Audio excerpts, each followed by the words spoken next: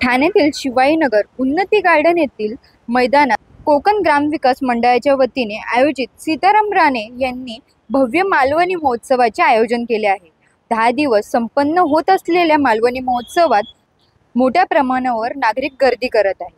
दिवसेंदिवस प्रचंड गर्दी वाढत असून येथील खाद्यपदार्थ तसेच विविध वस्तू खरेदी करण्यासाठी नागरिकांचा कल दिसून येत आहे। मंगळवारी महोत्सवात स्थानिक मुले तसेच विद्यालयीन व महाविद्यालयीन युवकांची ग्रुप डान्स स्पर्धा पार पडली। एकापेक्षा एक अशा सरस नृत्याविष्काराने रसिकांचे मनोरंजन झाले। कोकणातील पारंपरिक मनोरंजन आणि खाद्य संस्कृतीची रेलचेल असलेल्या या मालवणी महोत्सवाला मंगळवारी ठाण्याचे खासदार नरेश म्हस्के यांनी भेट दिली। यावेळी बोलताना त्यांनी सीताराम राणे यांनी कोकणाची कला व खाद्य संस्कृती मुंबई ठाणेसारख्या शहरात आणून हा मालवणी महोत्सव गेले 26 वर्ष सुरू ठेवल्याबद्दल आनंद व्यक्त केला। विविध स्टॉल्सद्वारे राणे यांनी कोकणातील व्यावसायिकांना संधी उपलब्ध करून दिली।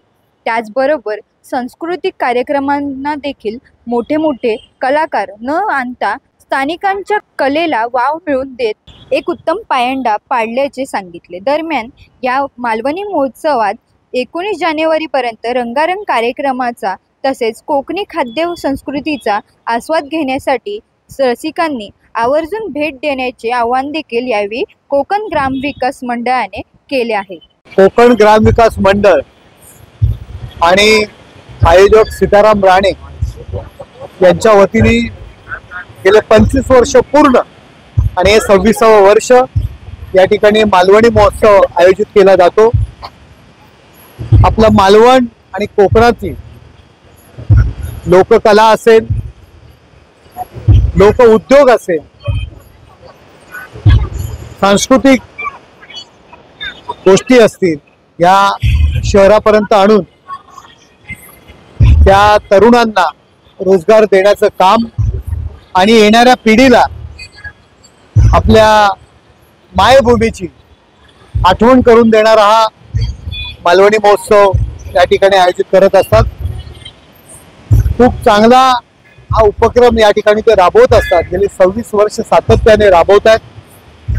आपल्या सामाजिक जीवनामध्ये गृहनिर्माण संस्था असतील त्यांच्यासाठी सुद्धा त्यांचं प्रचंड असं काम आहे आणि या आपल्या कोकणाच्या मातीशी त्यांची नाळ जुळलेली आहे।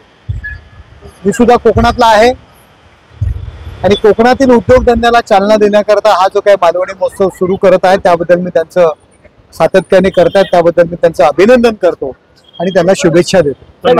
इतर जत्रा होतात तिथे फक्त झुला आणि सॉल्व मी आता बोललो की बऱ्याचशा ठिकाणी मी जात असतो की त्याच्यामध्ये 50 झोपाळे असतात, 50 खेळाच्या प्रकारे 10 स्टॉल असतात, पण या ठिकाणी मला ठीक आहे मुलांकरता त्यांनी थोड्याफार 2-4 झोपाळे लावलेले आहेत, परंतु खऱ्या अर्थाने त्यांनी कोकणाच्या कलेला, कोकणाच्या व्यापाराला, कोकणी पदार्थांना आणि सांस्कृतिक कार्यक्रमांना महत्त्व दिलेलं आहे। हे या उत्सवाचं एक वैशिष्ट्य आहे।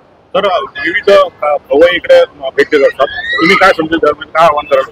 नाही, आपलं मालवणी जे काय फूड असेल, आपलं ग्रामीण फूड असेल, या ठिकाणी मी पाहिलं की फक्त विदर्भातलं सुद्धा फूड आहे। या ज्या काही चायनीजच्या जमान्यामध्ये अजिनोमोटो खाऊन आपलं आयुष्य कमी करण्यापेक्षा जे आपलं ग्रामीण फूड आहे, जे आपलं घरगुती फूड आहे, त्याचा आस्वाद तरुणांनी घ्यायला पाहिजे, एवढंच या ठिकाणी मी सांगतो।